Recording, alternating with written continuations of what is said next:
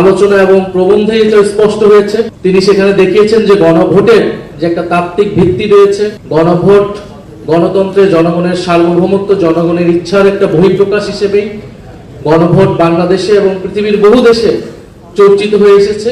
এবং এই গণভোট ছিল বাংলাদেশে গণ অভ্যুত্থান পরবর্তী একটি রাজনৈতিক সমঝোতার জায়গায়। গণ অভ্যুত্থানের পরবর্তী সময়ে বাংলাদেশে দুইটি প্রশ্ন দেখা গিয়েছিল।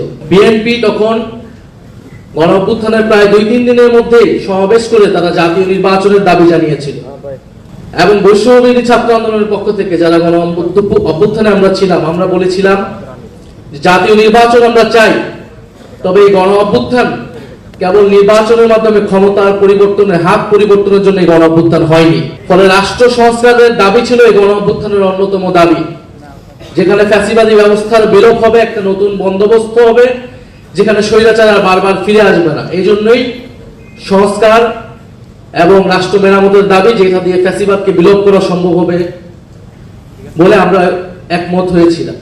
ফলে আমরা চেয়েছিলাম ফ্যাসিবাদের বিলোপ, আমরা চেয়েছিলাম নতুন সংবিধান, বিএনপি চেয়েছিল নির্বাচন। ফলে একটা সমঝোতায় আসা হলো ঐক্যমত কমিশনের মাধ্যমে। সেই সমঝোতা হলো সংস্কার। আমরা নতুন সংবিধান গণপরিষদের দাবি থেকে আমরা সংস্কার পরিষদের জায়গায় ঐক্যমত হলাম। বিএনপি ও নির্বাচনের জায়গা থেকে কিছুটা সরে এসে অনেকগুলো সংস্কারে ঐক্যমত হলো, বাধ্য হলো। সেই জায়গা থেকেই গণভোট হলো। কিন্তু গণভোট পরবর্তী সময় আপনারা সবকিছুই দেখছেন যে কিভাবে গণভোটের গণরায়কে অস্বীকার করা হয়েছে।